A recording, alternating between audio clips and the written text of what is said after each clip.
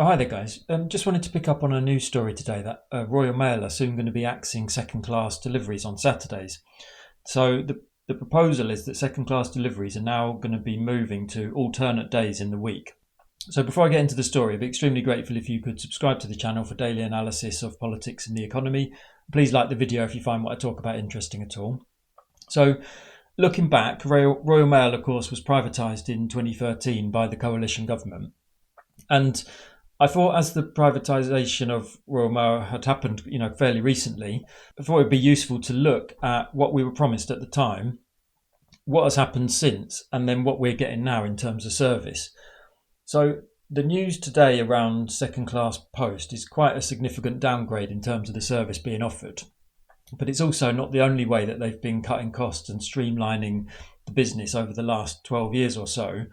And it's not the only way that we as the consumers and Royal Mail staff as well are being shafted by the company. So since 2013, Royal Mail workers have had their terms and conditions systematically eroded. They've had pension cuts, stagnant wages, reduced benefits, increased workload and much greater job insecurity.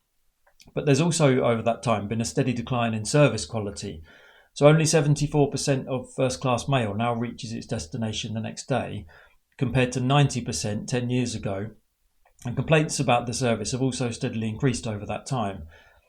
So rural areas in particular have been badly hit by that service degradation. And some areas now see fewer deliveries. And then the price of a first-class stamp has gone from 60p in 2013 to £1.70 now. So that's a 200% increase, which is quite ridiculous, really. And then the company continues to make losses, and they lost around 300 million last year in 2024. And I wanted in this video to contrast all of that negative picture with what we were promised when privatisation was pushed through in 2013. So we were promised by Vince Cable and various other cheerleaders for this privatisation that Royal Mail were going to be able to raise funds more easily from private investors for modernisation, and that this in turn would improve efficiency. We were also promised that as a private company, Royal Mail would be more agile in response to competition from other firms such as DHL, Amazon, Hermes. And there was also the suggestion that privatisation might even lead to better paying conditions for staff, and that there might be potential for expansion of the service, into new markets such as international parcel delivery, for example.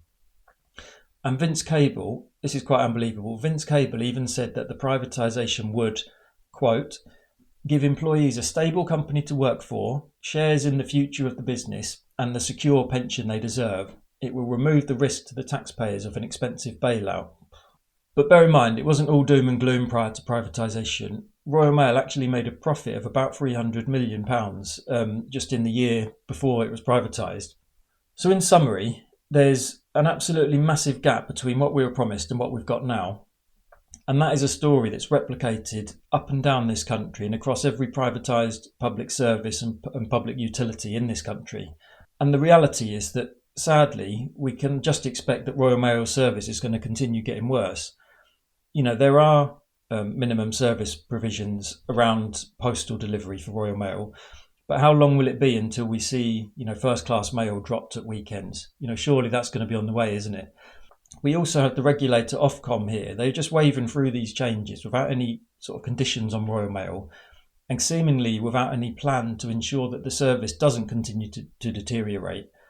They fined Royal Mail numerous times for failing to meet their service requirements, but that just seems like a blunt instrument at this point. So we certainly need the regulator to back their ideas up here. But anyway, all of which is to say, I'm sending my solidarity to all the posties and all the Royal Mail staff who, continue to see their terms and conditions degraded while watching the service that they love sort of disintegrate in real time. And it's really sad and a real shame because, this was a proud British institution. It's just been run into the ground, sadly. And that's the story across, large parts of our economy and particularly for privatised industries. But anyway, thanks a lot, guys. See you next time.